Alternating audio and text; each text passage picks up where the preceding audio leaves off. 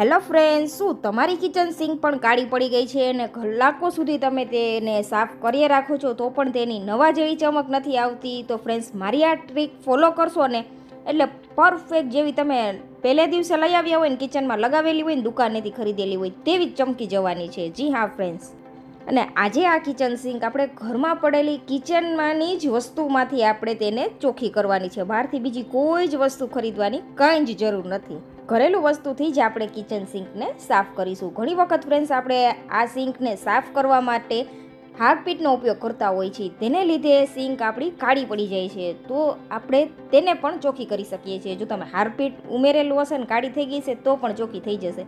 તો અહીંયા આપણે એક પેકેટ શેમ્પૂ લીધું છે અને અડધું ફાડિયું લીંબુનું લીધું છે. હવે લીંબુના ફાડિયા ઉપર આપણે થોડું એવું શેમ્પૂ ઉમેરી દેશું, થોડું નમક ઉમેરી દેશું અને વધારાનું શેમ્પૂ છે તેને આ રીતે સિંકમાં ફરતેકવાર ઉમેરી દેશું. હવે શું કરવાનું છે, આને આપણે સરસ સ્ક્રબ કરવાનું છે. આ રીતે જ્યાં પણ ફ્રેન્ડ્સ તમને એવું લાગે કે અહીંયા ડાઘા છે તે જગ્યા તમે સરસ ઘસો ને એટલે ચોખ્ખી થઈ જવાની છે. જ્યાં પણ એવું લાગે કે બહુ વધુ ડાઘા છે ને તે જગ્યા તમારે સરસ ઘસવાની છે. આપણે કેટલી મહેનત કરીએ અને સિંક ચોખ્ખી રાખવાની કોશિશ કરીએ ફ્રેન્ડ્સ, પણ તેની અંદર ડાઘા પડી જ જાય છે. તો આ રીતે તમે કિચન સિંકને સાફ કરી શકો છો. આને લીધે તમારી સિંક સાલો સાલ નવા જેવી જ બનીને રહેશે. તો હવે શું કરેલું છે, આપણે અહીંયા સરસ લીંબુ, મીઠું અને શેમ્પૂ હતું તેનાથી સરસ સ્ક્રબ કરી લીધું છે. આ રીતે બધી જગ્યાએ સરસ ઘસીને સાફ કર્યા પછી 10 મિનિટ તેને રેસ્ટ આપી દઈશું.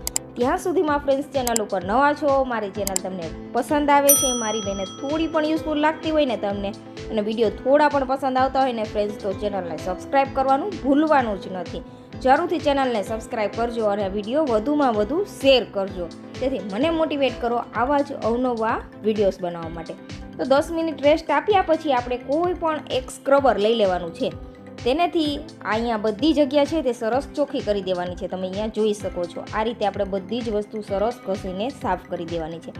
10 થી 15 મિનિટ માટે રેસ્ટ આપવો ખૂબ જરૂરી છે. આમાં વધુ સમય પણ નહીં લાગે ફ્રેન્ડ્સ. તમે કિચનમાં કામ કરતાં કરતાં પણ આ બધી વસ્તુ ચોખ્ખી કરી શકો છો અને ઘરમાં પડેલી જ વસ્તુમાંથી. આમાં તમારે એક પણ રૂપિયો ખર્ચ કરવાની જરૂર નથી.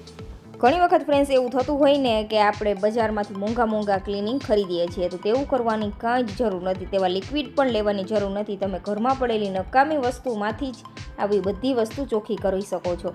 તો હવે આપણે 5 મિનિટ માટે સરસ સ્ક્રબરથી બધું ઘસી લીધું છે. હવે શું કરવાનું છે, પાણી લઈને હવે બધી જગ્યાએ સરસ સાફ કરી લેવાનું છે. આ રીતે તમે જોઈ શકો છો. આ રીતથી ફ્રેન્ડ્સ તમે સાફ કરશો ને સિંક નવા જેવી સિંક થઈ જશે ને તમારા સિંકની અંદર એક પણ પ્રકારનો ડાઘ નહીં રહે ફ્રેન્ડ્સ. ફક્ત તમે 2 થી 3 દિવસે આ પ્રોસેસ કરશો ને એટલે સિંક પહેલાં જેવી નવી જ બનેલી રહેશે.